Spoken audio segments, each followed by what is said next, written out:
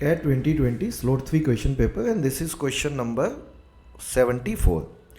Averages का question है ये। तो हमें इस क्वेश्चन को सोल्व करने से पहले एक छोटी सी बात पता होनी चाहिए कि बेसिकली एवरेज अगर हम लेते हैं नंबर्स का और उसको नंबर ऑफ क्वांटिटी से मल्टीप्लाई करते हैं तो हमारे पास सम ऑफ क्वांटिटी आता है। सम ऑफ क्वांटिटी आता है अगर एवरेज को नंबर ऑफ क्वांटिटी से मल्टीप्लाई किया जाए तो इस क्वेश्चन को मैं पढ़ देता हूँ। तो देखो क्या कहता है। A batsman played n+2 innings and got out on all occasions. His average score in the n+2 innings was 29 and he scored 38 and 15 runs in the last 2 innings. The batsman scored less than 38 marks in each of the first n innings. In these n innings, his average score was 30 runs and lowest score was x runs.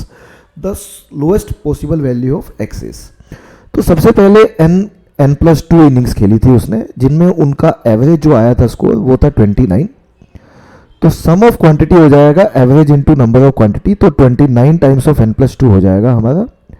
उसके बाद दो innings अगर हम छोड़ दें जिसमें उसके जो स्कोर आया था वो 38 और 15 आया था, अगर मैं ये दोनों ना लूँ तो हमारी n इनिंग्स बचेंगी और उनमें एवरेज स्कोर उसका 30 आया है। तो सम ऑफ क्वांटिटी हो जाएगा 30 टाइम्स ऑफ n। तो होना चाहिए था सम ऑफ क्वांटिटी मतलब सम ऑफ स्कोर होना चाहिए था 29 टाइम्स ऑफ n+2, ठीक है। लेकिन उसमें से 38 मार्क्स और 38 रन्स और 15 रन्स हमने हटा दिए। ये दो इनिंग्स हमने लास्ट वाली हटा दी। तो अगर ये हटा दी तो माइनस कर दीजिए 38 और -15 कर दीजिए, और ये दोनों हटाने के बाद एक नया सम ऑफ क्वांटिटी आया n इनिंग्स का जो कि था 30n के इक्वल। तो सबसे पहले हम यहाँ से n निकाल सकते हैं। तो इसको सोल्व करेंगे तो n आ जाएगा 29n प्लस 58 माइनस 53 हो जाएगा और ये 30n के इक्वल है। तो यहाँ से हमारा n का वैल्यू आ जाएगा 5।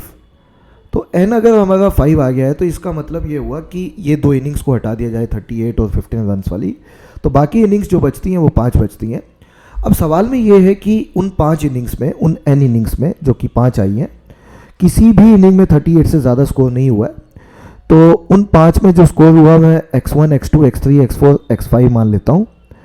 तो उन 5 में ये स्कोर हुआ है मान लेते हैं, और उनका सम ऑफ क्वांटिटी जो बनेगा वो आ जाएगा 30n, दैट इज़ 30 क्योंकि एवरेज स्कोर था इनटू 5। तो टोटल सम ऑफ स्कोर जो बनेगा वो बनेगा 150 इन पाँचों को मिला के, क्योंकि ये 5 का है तो 150 होना चाहिए। किसी एक को मुझे कम करना है, एक वैल्यू x है तो इनमें से x सबसे लास्ट मान लेता हूँ।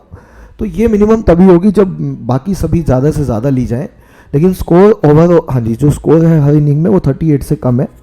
तो 38 से कम भी हो लेकिन ज़्यादा से ज़्यादा हो, 38 से कम भी हो लेकिन ज़्यादा से ज़्यादा हो, ऐसे स्कोर 37 हो सकते हैं। तो सब में हम 37 स्कोर लेके चलते हैं। हमें ज़्यादा से ज़्यादा लेंगे अगर पहली 4 इनिंग्स में, तो 5वीं इनिंग में तभी मिनिमम आएगा।